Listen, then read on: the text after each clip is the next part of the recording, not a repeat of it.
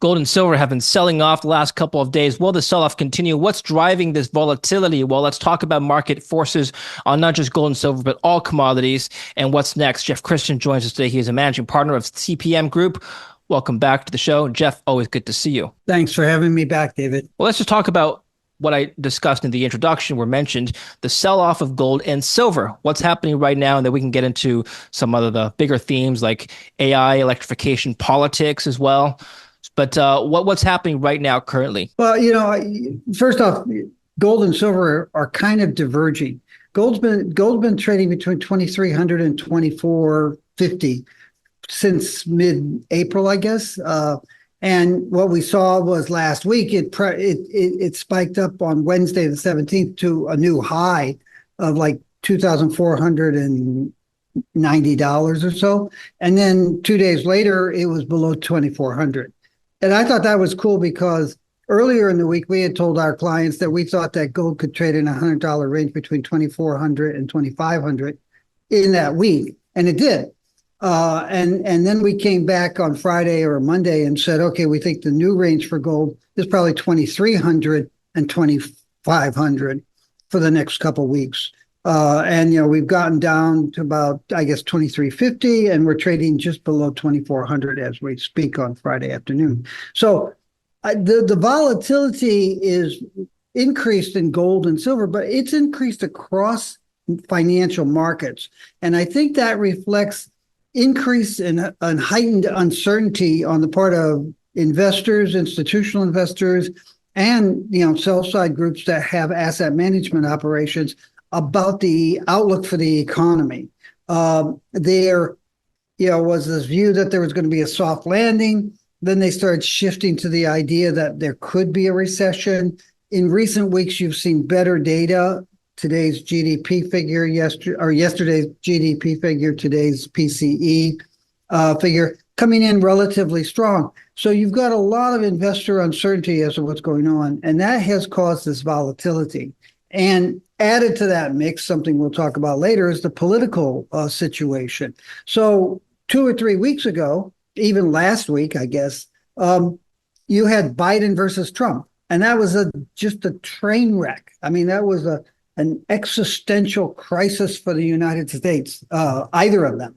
And then on Sunday, Biden bowed out, and then Harris came in, and Harris has garnered a lot of enthusiasm. And that has changed the dynamics of the election. It's changed the dynamics of the political environment. It's also changed the dynamics, and people haven't really focused on this, the dynamics of the congressional races. Will the Republicans be able to take back the Senate? Will the Democrats be able to take back the House?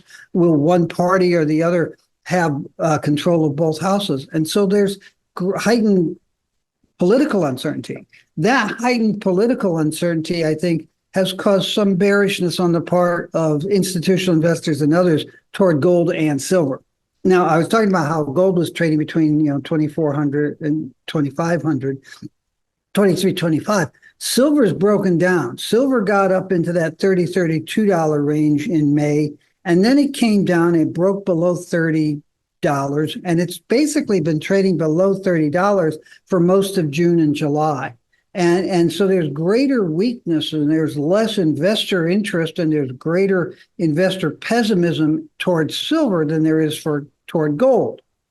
Now, that said, part of the greater weakness in July of silver relative to gold is that July is an actively traded month for silver. So you saw some strength holding up the silver price in June as you approach that first delivery date. Now in July, August is an active COMEX traded month for gold. And so you're seeing gold prices hold up in advance of the first delivery date on the August gold contract, which is next week.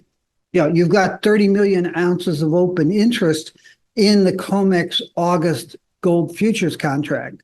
That possibly will be rolled forward, but it hasn't been over the last few weeks, which suggests that there are some very significant institutional investors who are planning to take delivery of those futures contracts. It doesn't mean that they're going to take the gold out of the COMEX depositories. It means that they want to be in control of the deposits that are backing the gold futures contracts.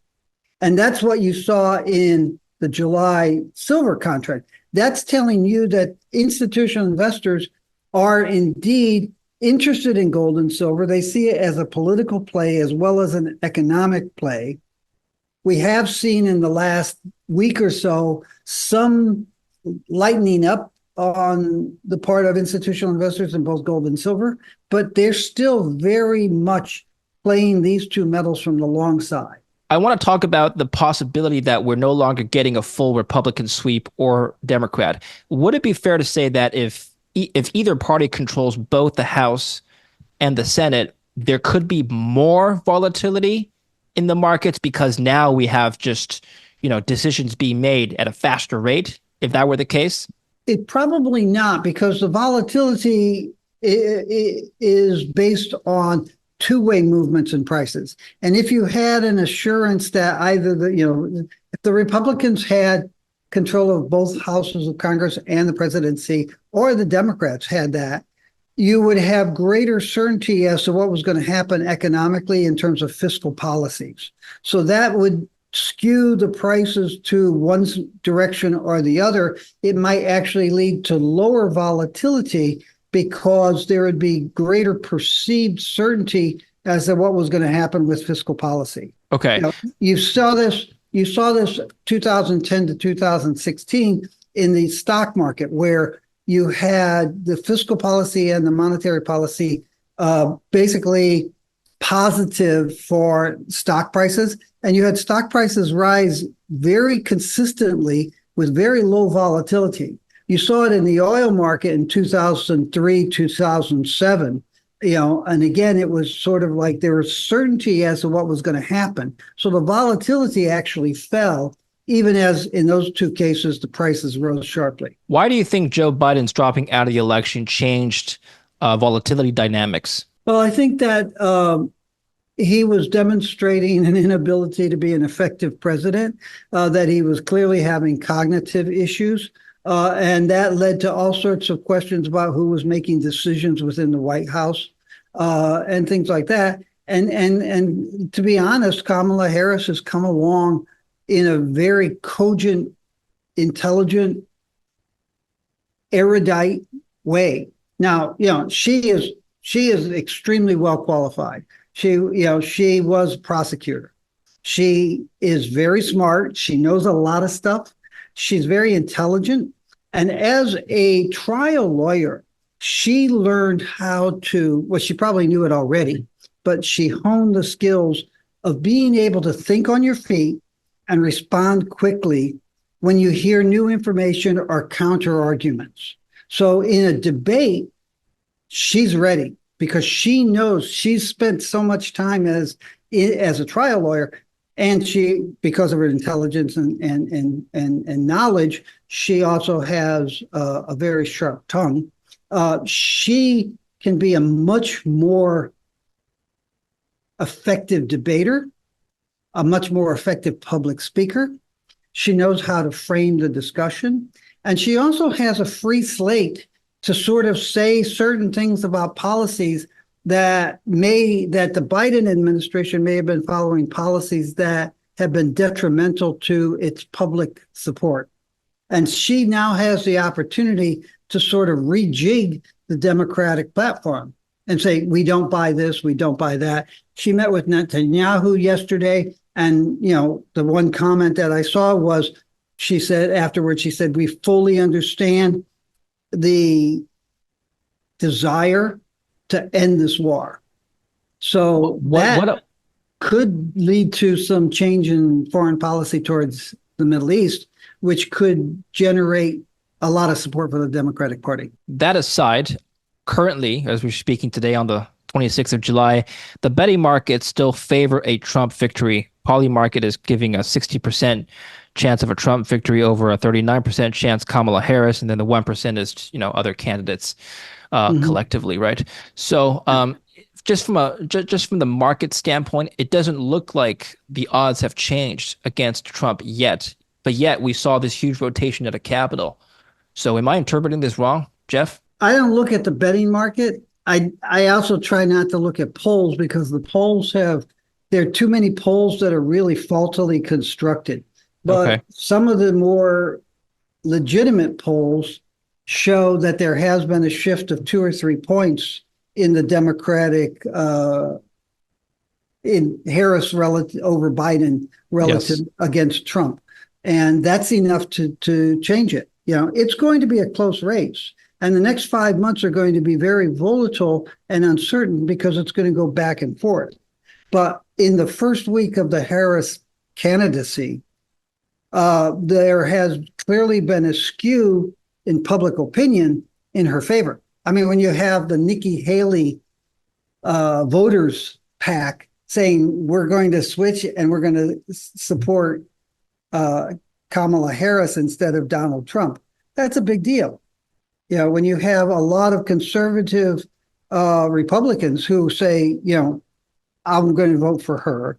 When you have 51% of registered voters in the United States saying they're independent, they're neither Democrats nor Republicans, and 86% saying they'd really rather have two candidates other than Trump and Biden. And now at least one of the houses has done that, and they've brought in somebody new, fresh, 20 years younger, actually 21 years younger. The dynamics have clearly changed. Is it fair to say that, let's take gold in particular as a commodity, is it fair to Mhm. say that gold does not respond to whoever is in the White House? Meaning, if you look at past bull cycles and bear cycles, gold has moved independent on domestic policy or perhaps even foreign policy, if you want to go that far. Is that true, Jeff? I don't think that's necessarily true, and I wouldn't want to argue one side or the other, Sure. but I know a lot of people who would argue against that thesis. They would talk about how the gold price rose sharply under Jimmy Carter because they didn't, Jimmy Carter did it was incapable of running the country, and he had, caused the budget deficit to go from like 40 billion to 58 billion. But then when Reagan came in, he knew how to run the country. And so the gold price, which had gone from $200 to 850, went down to $270 under Reagan. Never mind that he blew up the deficit to 325 billion, and we've never looked back. But that's beside the reality of what the presidents do doesn't matter to the issue that you're arguing. But I think that there are any number of people would say that who the president is and what the balance of power is between the administration and the Congress do have an effect on gold prices, if not for reality's sake, for the perception of investors. So, the gold price was relatively low throughout the Reagan era because there was this perception that he was doing something right. And you had other changes going on, some of which had been put in place in the Ford and Carter administrations, but that doesn't really matter to people's perceptions. People don't actually think of, as somebody once said to me recently, don't load us down with facts. But I think that might change. And similarly, when you saw Clinton come in, interest rates were like 8% or so. And you saw the interest rate fall. I actually had a really good call in August of 1992 when the Republican convention ended. There was no bounce in George H. Bush's poll numbers. And I said, okay, he's out. Clinton's going to win. Clinton is a political unknown. He was in there because 8 months earlier, no Democrat thought that George H. Bush could be beaten. So no national Democrat wanted to run for president that year. And Bill Clinton, governor of Arkansas, filled the gap. And then he became president. And you saw bond market rally, and you saw the gold price initially spike up. It came back down after a couple of years, But you saw that. So I think that the who's the president, what they're saying, what their relationship is with Congress, I think all of that stuff actually does matter to the gold price. Let's talk about fiscal policy now. You brought up Clinton. Incidentally, Clinton was the last president, I believe, to have had a budget surplus. If you take a look at the St. Louis Fed data, the last time we had a budget surplus was late 90s when Clinton was president. Incidentally, during Clinton's presidency, like you pointed out, the gold price dropped from 93 to 2001, right? Hmm. So one could make the argument that the gold price doesn't like a balanced budget. What we need is a big deficit because the argument here is that a big deficit drives Right. inflation. Well, big deficit drives inflation, but it also is a sign of political weakness and economic weakness and bad fiscal policies. But yeah, it's funny because, yeah, we have a chart and I show it. The last four presidents to run surpluses were Clinton, LBJ in 1968, Eisenhower in two of his 8 years, and then Truman. So if the Republicans always say that the Democrats are the tax and spend party, and the Democrats, because they're not really a political party, they're so disorganized and ineffectual. They never say, "Yeah, you're the party of borrow and spend," because the budget deficits tend to blow up under Republicans, and then the Democrats bring them back down. And Clinton actually he paid down nearly $1 trillion of debt in the last four budgets that he had. So yeah, Democrats are actually more fiscally responsible than Republicans. But again, I'm loading you down with facts, and voters and gold investors don't want facts, they want perceptions. And they know that the Republicans stand for small governments and governments that don't intrude in your personal life and balanced budgets, even though statistically and quantitatively, all of that's wrong. Okay, well, let's go back to the markets. Gold has been selling off, like we talked about. The sell-off is broadly aligned with the tech sell-off that we're seeing at the same time. So gold's not actually, hedging against this volatility. Why is everything just kind of selling off at the same time right now? Is there something else First going on? off, you keep talking about the gold sell-off.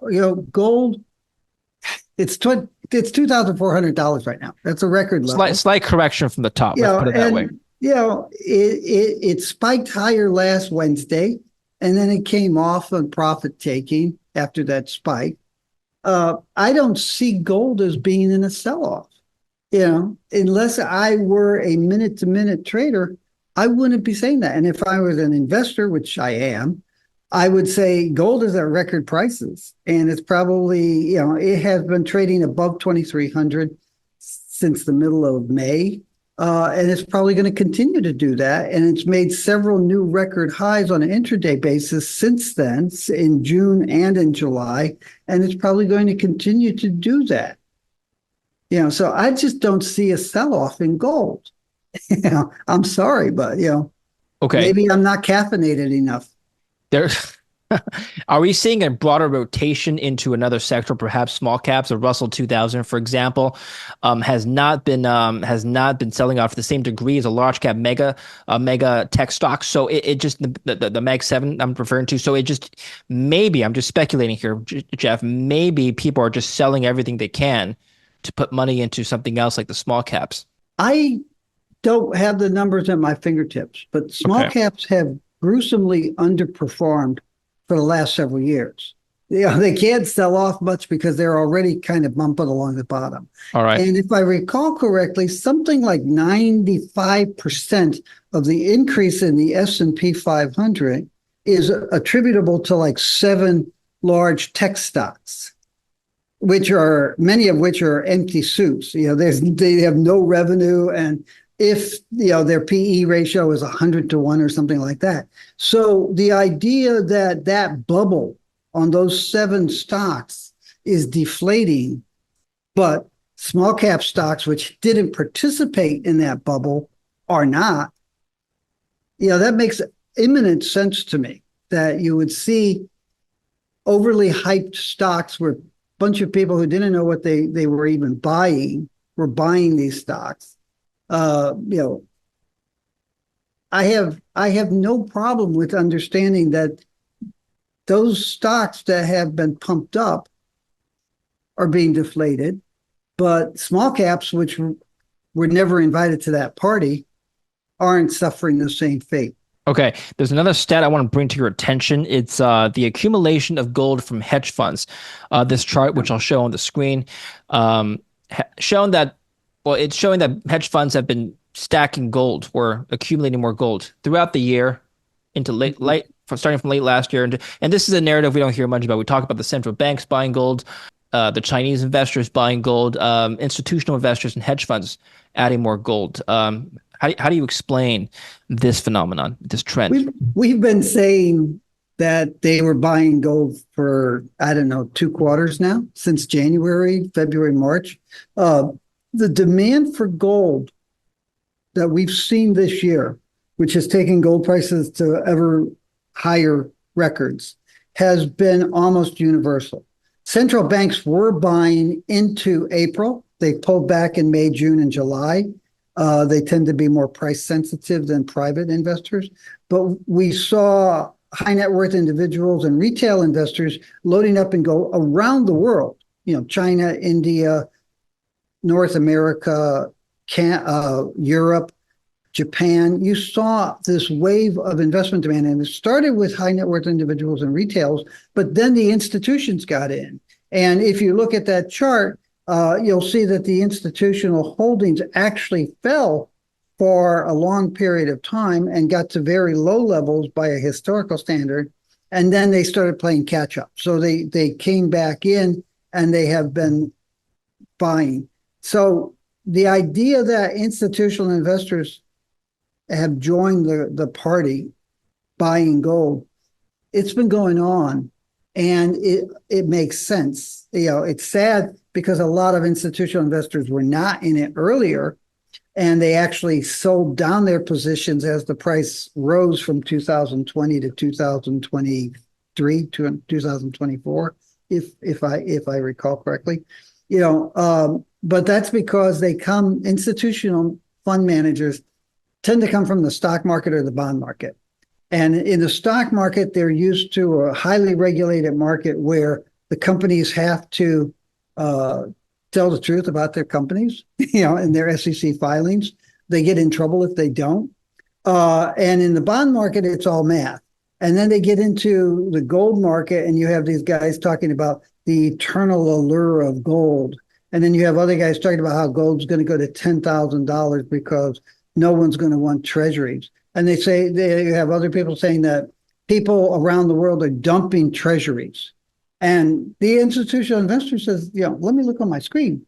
Wow, global holdings of U.S. treasuries are at a record level. They're not dumping them, they're adding them. And then they say to themselves, okay, I'm an institutional fund manager. I have a fiduciary responsibility to manage my clients' money in a way that protects their wealth and hopefully increases it. And you want me to put money into this spurious asset that is just full of garbage information, even stuff from the most legitimate worldwide gold marketing group about, the eternal allure of gold. I can't do that. And I've seen this since I got in the business in 1979. And at that time, institutional investors were much smaller. They only represented about 35% of the stock market. Now they're about 80% of the stock market or more. You see that these institutional investors who have grown up in the stock market and bond market, where they're used to reliable information, say, I simply cannot allocate into the gold and silver spaces because of the asymmetrical information flow and the massive amount of misinformation and disinformation. Would you say that this trend of hedge fund buying this year was a larger contributor to the rallies that we've seen than perhaps other forces or other types of buyers, like perhaps central banks or the Chinese, for example? In the rally in April and May, yes. But the bulk of the buying in the first half, I think, has been individual investors as opposed to institutional investors. and the institutions have been following the individual investors into the gold market. But if you look at January through April, it was central banks, high net worth individual investors, and retail investors around the world doing the buying. And then you saw institutions come in. So you could attribute some of the increase in May and June to institutional investors, but the bulk of the upward move, I think you have to say, has been individual investors and central banks. What is the sentiment now amongst hedge funds? Do you think they'll continue to add? One of the problems that you have is that these tend to be shorter term investors. A typical individual investor, if he's buying physical gold, he's not going to sell it. He might buy futures or EFTs and trade in and out of those. Institutional investors they get graded on a quarterly basis. How do their returns compare on a quarterly basis to a benchmark? And they have a 3 to 5 year investment horizon. So they are shorter term investors and they are focused on it. If you look at what you've seen with institutional investors, a lot of the buying has been in ETFs and in futures and options. These are shorter term medium. These guys are buying exposure to rising gold prices as opposed to buying physical gold as a long-term holding. So, they will fly south with the geese. Do you know if there is a certain target for them that makes sense to be selling at? No, I don't. And I think that different ones have different levels. Okay. Bottom line then, if you had to speculate which president would be more bullish for gold, I know it's difficult to answer, but just based on what we know and the policies, who would it be, Trump or Harris? Assuming Harris is still the Democratic candidate post. Well, you're also assuming Trump is still the Republican candidate. That's true. Yes, they just learned from their Democratic colleagues that they could change horses in midstream. I think that Trump would be much more bullish for gold because he'd be much more detrimental to both international relations, domestic social and cultural policies, and fiscal policies. I think that he would be much more dangerous as a president than Harris. Harris will follow the status quo within range, within reason. She'll try to put her stamp on some things, but she is not as radical fiscal agent as Trump would be. So I think that Trump would be much more bullish for gold because he would be much more disruptive of the economy, social cohesion, and international relations.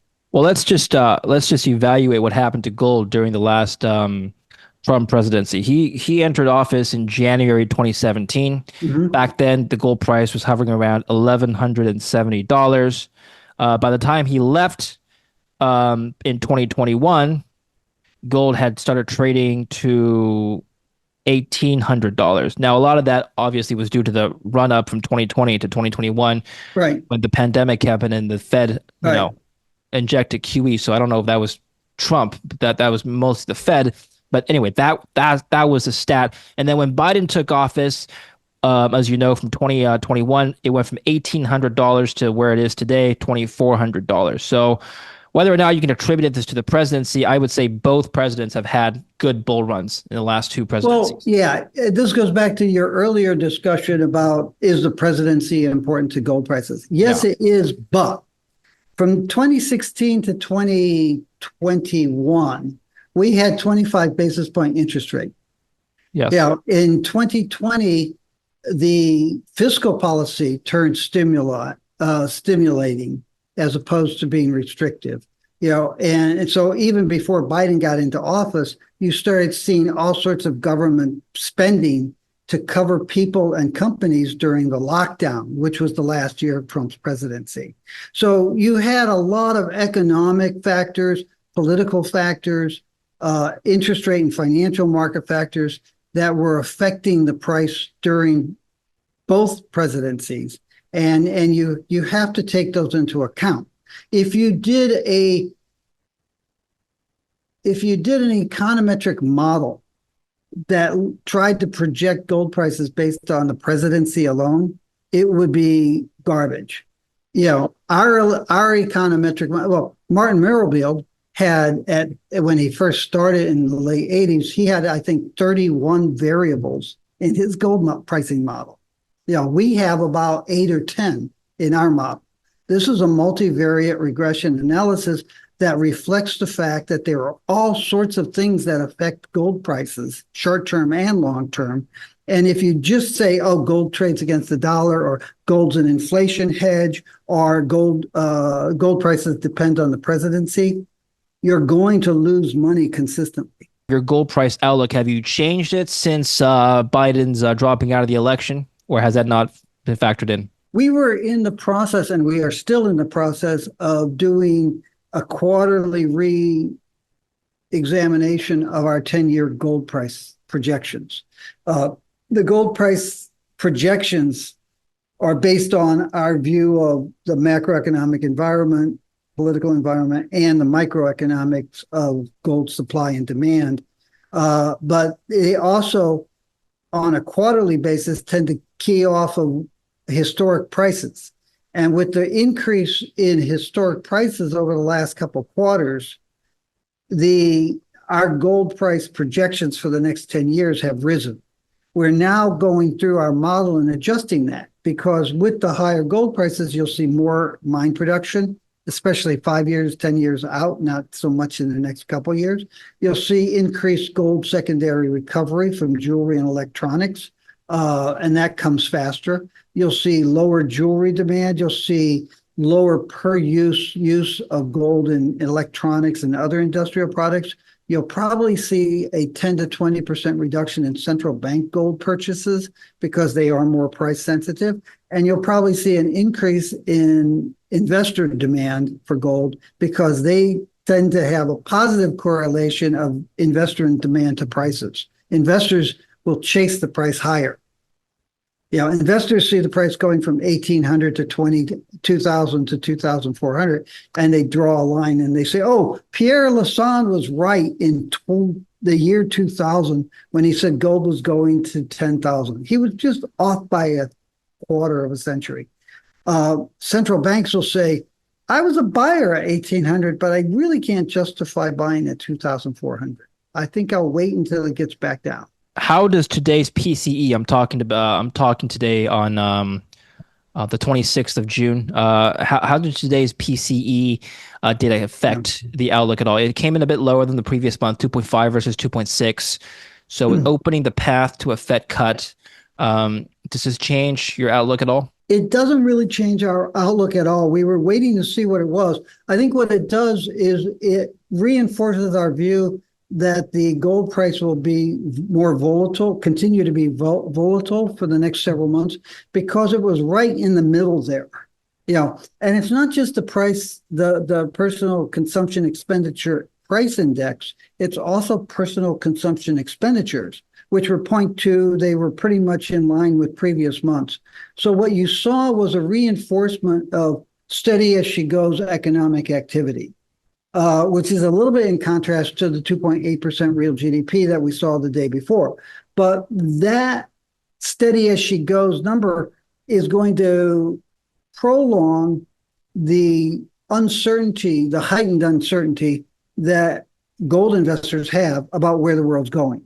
Because it wasn't a market increase in inflation that might cause people to say, oh, the Fed's going to hold interest rates higher longer, but it also wasn't a significant decline in the price index sufficiently large enough to say, oh, we're getting down to the point where the Fed will feel more comfortable cutting interest rates. So the Midland data that we saw, basically says to you what we've been seeing over the last 2 months, we're going to continue to see. And that means the economy is not going to give you a strong buy or sell signal. Oh, would a Fed cut be more bullish for the commodities? Presumably lower interest rates would push up gold? No? It's really weird. And like I said, there are all these people who say gold trades with inflation, but in the last few months and quarters, you've seen gold trading with interest rates. The higher the interest rate, the higher the gold price, partly reflecting the idea that those higher interest rates are going to continue. And the inflation rates have actually been moderating, slowly declining. And you get into this weird situation. Higher interest rates initially probably would have a positive effect on gold, but then on a longer term effect, negative on gold. But as we always tell our clients, it depends on why interest rates are rising and how the market perceives it. If interest rates are high or rising, and the market says, oh, the Fed is keeping interest rates high and they're raising them again because they're worried about inflation and they're going to lose control of inflation and inflation is going to go wild, then higher interest rates are positive for gold. If the market says, oh, the Fed is raising interest rates, they got this is under control, inflation is going to decline, then ultimately higher interest rates are negative for gold. Ultimately, initially, they can be positive for gold, but then ultimately they reduce the competitiveness of investing in gold because you can get a higher interest rate. And inflation tends to fall with high interest rates so that you get a higher real rate. So you get into a situation there where higher interest rates initially are positive for gold, and then they turn negative. Okay, I want to close out by talking about industrial commodities now. I keep hearing that the electrification trend and perhaps this emerging AI trend is going to be positively bullish for base metals and for a variety of reasons. I want to get your take on what is actually going to be driven up by these trends. Now, if you take a look at copper, it's been falling in the last couple of months, ever since it peaked in May. Nickel as well. It's just on a huge crash. So, I understand things can't go up forever. They had a nice run and then they come down. But anyway, the recent price action is not lining up with this narrative. What's your take? My take is that in the long run, both the electrification trends and AI will be positive for copper and nickel and silver and some other metals like tantalum and niobium that are used in semiconductors and such. But that the market enthusiasm had gotten way ahead of the economic reality. So we saw the copper and nickel prices go too high, predicated on this view that in 10 years, you're going to need more copper and nickel than it's going to be around. And then somebody said, okay, yeah, but in 10 years, I hope to be retired. So I'm long copper because I think in 10 years, the price is going to go up. No, I'm going to get out of my position. So I think what you've got is a short-term reevaluation on the part of investors, accentuated by the fact that some people are saying, oh, well, this is all bullshit. And, the energy transition to electricity is a myth, which is not true. It's real. It is happening. It's happening a lot more slowly than a lot of promoters said, but it is happening. But, you have some investors on a short-term basis getting out of the nickel and copper trades because they feel that, this is a long-term trend, not a short-term trend that they want to trade COMEX gold, copper, or LME nickel over. But that in the long run, both of those trends, A, will emerge, and B, will be positive for demand and therefore price for those metals. Okay, so these are longer-term trends. It's nothing to do with the recent sell-off from the highs. You buy the copper and nickel stocks for your kids. Jeff, appreciate your thoughts as always. Tell us where we can learn more about you. www.cpmgroup.com is our website. There are a lot of free reads and free videos there. You can also buy books. We've come out with our gold, silver, and platinum yearbooks for 2024. They're $160 each. You can buy them. They're ebooks. You download them when you buy them. And then if you want to talk to us about ways that we can help you manage your exposure to commodities or precious metals, send us an email at info@cpmgroup.com.